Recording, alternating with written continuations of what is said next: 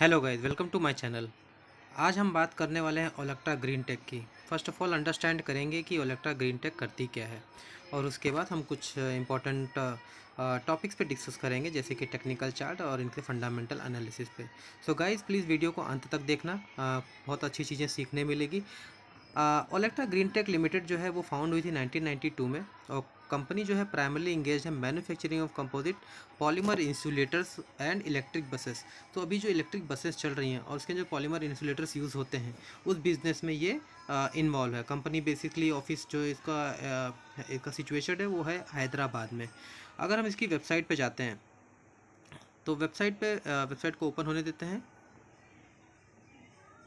So guys, देखो website open हो चुकी है, ये है इनका वेबसाइट। तो अगर आप देख सकते हैं इमेजेस में, तो इन्होंने किस तरह की इलेक्ट्रिक बसेस बनाई हुए हैं ओलेक्ट्रा। ये आपने आसपास देखी भी होंगी इस तरह की बसेस, इलेक्ट्रिक बसेस, जो कि बड़े बड़े स्टेट्स को, और अगर आप देखोगे तो जो क्रिकेटर्स के लिए होती हैं वो भी इसी तरह की बसेस यूज़ होती हैं। आप अलग अलग तरीके की, ये देखिए ओलेक्ट्रा इंसुलेटर्स, ये भी है India's pioneer and largest supplier for EHV composite electric insulators and Olectra e bus. So basically इनका जो फोकस है मेन है ई बस पे, और ये इन्वॉल्व हैं ऑटो पार्ट्स में, इंसुलेटर्स बनाती हैं जो कि ट्रांसपोर्ट इंडस्ट्रीज़ को सप्लाई होती हैं। अभी चलते हैं बैक टू फंडामेंटल एनालिसिस।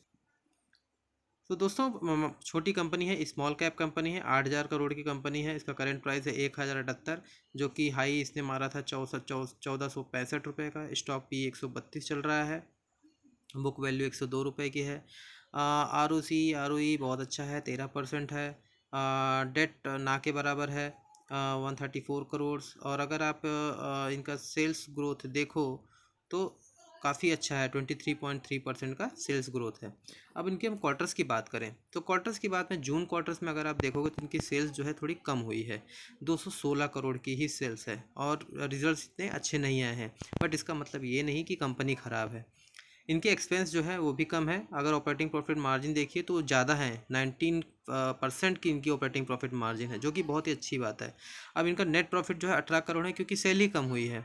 तो उसका रीज़न भी समझ लेंगे नीचे, देखते हैं कि इनकी जो सेल हुई है वो क्यों कम हुई है। बट अदरवाइज़ देखो तो भी इनके जो प्रॉफिट्स हैं वो बहुत अच्छे हैं। ऐसा नहीं कि कम ज़्यादा तो होते रहते हैं, ऐसा नहीं है। कोई सिचुएशन आ जाती है कि गवर्नमेंट की तरफ से कुछ प्रॉब्लम्स आ जाती है। इनकी कोई एक डील भी कैंसिल हुई थी जो हाल ही में न्यूज़ में आई थी, जिसकी वजह से हो सकता है कि इनका जो सेल था, जो एक्सपेक्टेड था, जो रेवेन्यू होने वाला था, वो नहीं हो पाया। अगर हम इनके प्रॉफिट एंड लॉस की बात करें तो प्रॉफिट एंड लॉस में देखोगे ऑपरेटिंग प्रॉफिट मार्जिन 14% है, इंटरेस्ट जो है 30 है, और नेट प्रॉफिट देखिए 68, I mean year on year highest ever है। ऐसा नहीं है कि ये लॉस में चली गई है। एक क्वार्टर थोड़ा सा ख़राब होने की वजह से ये नहीं बोल सकते कि जो कंपनी जो है बेकार हो गई, कुछ काम की नहीं है, ऐसा नहीं है। अगर आप यहाँ से देखो, 2 करोड़ की कंपनी स्टार्ट हुई, 2 करोड़ से नेट प्रॉफिट से स्टार्ट होते होते कंपनी 68 करोड़ तक पहुँची है। बहुत बड़ी बात है। इस तरह का ग्रोथ है 60, बहुत बड़ी बात है। 34 टाइम्स इनका ग्रोथ हो चुका है। अब आप इन बैलेंस शीट में अगर जाके देखें तो शेयर कैपिटल इनका बढ़ता हुआ 33 हो चुका है। रिजर्व जो हैं बहुत बढ़ रहे हैं, 60 करोड़ से लेके 807 करोड़ के रिजर्व्स हैं। बोरविंग भी ली हुई है, क्योंकि इनको ऑर्डर पूरा करना है। अभी रिसेंट में ही न्यूज़ आई थी कि इनको ऑर्डर मिला हुआ है 10,000 करोड़ का, महाराष्ट्र गवर्नमेंट की तरफ से। तो बेसिकली जितना इनकी मार्केट कैप नहीं, उससे ज़्यादा का इनके पास ऑर्डर पड़ा हुआ है। तो कंपनी का जो रेवेन्यू है या फ्यूचर पर्सपेक्ट है, बहुत अच्छा है। इनके पास फिक्स्ड एसेट देखिए 356 करोड़, बहुत ज़्यादा बढ़िया है। इनके पास फिक्स्ड एसेट है, मतलब कि खुद की मैन्युफैक्चरिंग यूनिट है, लैंड है, जो भी है इनका खुद का 356 बहुत ज़्यादा है। करंट वर्क इन प्रोग्रेस 4 देखिए, मतलब इनके जो प्रोजेक्ट्स हैं काफ़ी ज़्यादा पाइपलाइन में है। तो आने वाले क्वार्टर्स में और भी ज़्यादा अच्छे रिजल्ट्स होंगे। इनके जो प्रमोटर्स होल्डिंग देख लेते हैं कैसी है, शेयर होल्डिंग पैटर्न। तो शेयर होल्डिंग पैटर्न देखिए 50% इन्होंने कांस्टेंट रखा हुआ है लास्ट ईयर से, आई मीन लास्ट एक ईयर से 50 पे कॉन्स्टेंटली चल रहा है। कुछ चेंजेस नहीं हो रहा है। FIS में थोड़े कम हुए हैं, DIS ने सेम रखा हुआ है। पब्लिक के पास है 41%। पब्लिक में भी क्या हमारे जैसे रिटेलर्स नहीं होंगे, बड़े बड़े एचएनआईज हैं। अगर आप देखो गोल्डस्टोन प्राइवेट लिमिटेड है और भी बड़े बड़े जो है इन्वेस्टर इसमें इन्वेस्ट कर रहे हैं। तो बेसिकली ओलेक्ट्रा ग्रीन टेक का जो फंडामेंटल है वो काफ़ी अच्छा है। थोड़ा पी हाई है बिकॉज ऑफ इस प्रॉफिट इस क्वार्टर में अगर इनका प्रॉफिट हुआ होता तो शायद वो भी बैलेंस रहता, बट उसी की वजह से जो है थोड़ा सा डिले हो गया है। अब हम चलते हैं, थोड़ा टेक्निकल एनालिसिस कर लेते हैं कि ये कंपनी का टेक्निकल एनालिसिस बोलता क्या है। सो गाइज हम आ गए हैं tradingview.com पे टेक्निकल एनालिसिस की। ये मेरा वीकली टाइम फ्रेम का चार्ट है। अगर आप देख सकते हो तो मैंने क्लियरली ड्रॉ किया हुआ है इसका जो रेजिस्टेंस लाइन है कि ये किस तरह से रेजिस्टेंस ले रहा है और किस तरह से चल रहा है, ये देखिए मैंने ड्रॉ किया हुआ है। और अगर आप इसमें ध्यान से देखें तो इसमें जो वॉल्यूम बन रहा है वो कितना हार्ड है, कितना ज़्यादा है, मतलब बहुत ज़्यादा जो बिग प्लेयर्स हैं वो इसको एक्यूमुलेट किए जा रहे हैं।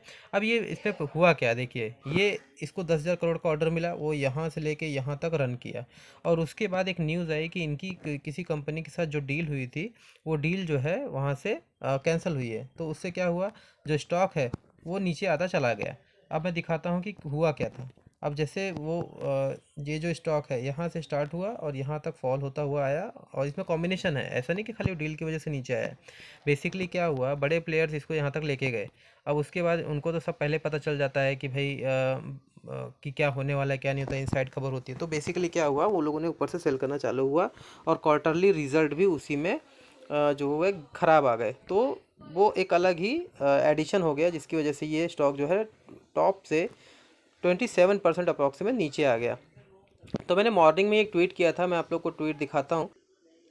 मैंने आज मॉर्निंग में ही इसको ट्वीट किया था, Olectra green tech down by 27%, coming down to take retest, very good opportunity to take re entry. अब मैं ऐसा क्यों बोल रहा हूँ वो भी हम डिस्कस करेंगे कि मैं इससे बोल क्यों रहा हूँ। अगर आप लोग को लगता है तो आप मुझे ट्विटर पे फॉलो कर सकते हैं, मेरा ट्विटर हैंडल डिस्क्रिप्शन बॉक्स में है।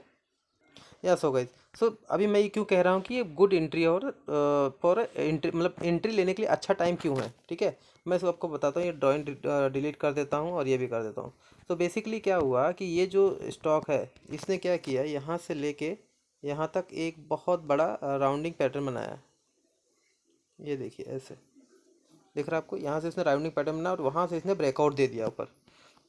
अब जब कोई भी स्टॉक इतना जल्दी ऊपर जाता है तो डेफिनेटली वो रीटेस्ट करने नीचे आएगा ही ज़रूर। ये स्टॉक का बिहेवियर है, किसी भी स्टॉक का किसी भी चार्ट पे आप जाके देख लीजिए, हिस्ट्री है ये, कि अगर कोई स्टॉक वन शॉट में ऐसा ऊपर जाता है तो वो नीचे ज़रूर आता है, क्योंकि कोई ना कोई न्यूज़, कोई ना कोई रीज़न उसके लिए ऑलरेडी क्रिएट किया जाता है, जैसे कि इसके लिए क्रिएट किया जा रहा है। अब मुझे तो ये लग रहा है कि आराम से 933 तक आएगा ज़रूर, आएगा ज़रूर और यहीं से रिटर्न हो जाएगा। तो बेसिकली क्या है कि ये जो स्टॉक यहाँ रिटेस्ट पे आएगा तो वो और भी ज़्यादा स्ट्रांग हो जाएगा, क्योंकि जब यहाँ से आएगा तो उसकी पीई भी नॉर्मल हो जाएगी, इसकी वैल्यूएशन भी नॉर्मल हो जाएगी, और तब तक जो है नेक्स्ट क्वार्टर भी आ जाएगा और डेफिनेटली नेक्स्ट क्वार्टर में इसकी जो प्रॉफिट्स हैं वो डेफिनेटली ग्रो कर जाएंगे और इसको कोई रीज़न नहीं होगा यहाँ से नीचे जाने का, और ऑटोमेटिकली ये ऊपर चला जाएगा। तो बेसिकली ऑटो पार्ट्स की कंपनी में अगर देखो तो ये पहली ऐसी कंपनी है जो डेट फ्री है, ठीक है। टाटा पावर और इन सब टाटा मोटर्स इन सब के पास बहुत सारे कर्जे हैं। तो यहाँ से अगर ये नीचे आ जाता है तो यहाँ से नीचे आने में ही इसका 63% गेन है। अगर आप मान लो थोड़ा बहुत एक्यूमुलेट यहाँ से स्टार्ट करते हो, 30% सेवन का अगर यहीं से रिटर्न होता है, इन केस मान लो कि अगर ये जो है स्टॉक है इसने यहाँ पे किसी भी एंगल से सपोर्ट ले लिया, ये जो दिख रहा है यहाँ से ये एक सपोर्ट ले लिया, अगर यहाँ से यहाँ तक आया और यहाँ से 45, यहाँ से रिटर्न हो 45% का गेन है, तो आप 50% अमाउंट यहाँ लगा दो और यहाँ पे वेट करो, अगर नीचे आता है तो 50 यहाँ लगा दो और उसके बाद चुपचाप बैठिए और फिर मज़ा लीजिए, देखो कैसे प्राइस भागता है और कैसे फिर आपकी प्रॉफिट बढ़ती है। तो बेसिकली अगर आप देखो तो वॉल्यूम सपोर्ट कर रहे हैं। अब हम थोड़ा सा देख लेते हैं कि डेली चार्ट क्या बोलता है। डेली चार्ट क्या बोलता है, डाउनलोड उसको लगाते हैं। देखो देखो आज हुआ क्या, आज हुआ क्या, देखो मैं बता रहा था आप लोग को ये हो क्या रहा है। अभी क्या हुआ, स्टॉक जो है ये वाली कैंडल देखिए आप लोग, ये वाली देखो, इसने क्या किया, एकदम नीचे तक आया, यहाँ पे इसने सपोर्ट लिया और ये ऊपर भाग गया, वापस से किसी ने खरीद लिया सारा, ठीक है। अब सारा खरीद लिया कौन कर रहा है, ये रिटेल इन्वेस्टर थोड़ी कर रहा है, ये तो बड़े प्लेयर कर रहे हैं ना, जिनको मालूम है कि होना क्या है। तो अब इसने क्या किया, अब ये यहाँ पे इसने एक सपोर्ट ले लिया, देखो यहाँ तक आया वो, मतलब वो अपने सपोर्ट पे आ गया। अब यहीं से वो रिटर्न हो जाएगा, जहाँ तक मुझे लग रहा है। और वो यहाँ पे 933 तक आएगा भी नहीं, वो यहीं से ऐसा रिटर्न हो जाएगा, ये वाला पोर्शन जो है यहीं से रिटर्न हो जाएगा। तो बात ये है कि अगर अंडरस्टैंडिंग हो तो हमें पता चल जाएगा कि स्टॉक को कौन से लेवल पे बाय करना है और कौन से लेवल पे सेल करना है। तो सेल करने की, अगर आप लोग लॉन्ग टर्म इन्वेस्टर हो, ठीक है, अगर आपको लग रहा है कि कंपनी में अच्छा पोटेंशियल है, आपको वो नहीं, प्रॉब्लम नहीं हो रही है, कुछ नीड नहीं है, तो कुछ प्रॉब्लम वो नहीं है। अगर आप देखिए इसका जो जून क्वार्टर है, देखो नेट प्रॉफिट राइजेस बहुत ज़्यादा, इसका जो प्रॉफिट है वो बढ़ गया था। लेकिन क्या हो रहा है कि ईयर ऑन ईयर इसका कम दिख रहा है। अभी तो एक ही क्वार्टर हुआ है, पूरा ईयर तो हुआ भी नहीं है, फिर भी चलते चलते इसको गिरा दिया। एक बार मैं फिर से आपको लेके चलता हूँ, उसके जून क्वार्टर को दिखाता हूँ कैसा है वो। देखो हम लोग आ गए हैं वापस से screener.in पे। मैं आपको दिखाता हूँ क्वार्टर्स। क्वार्टर्स में ये हम आ गए जून क्वार्टर में। जून क्वार्टर से देखिए 19% बढ़ गया है, और यहाँ पे देखो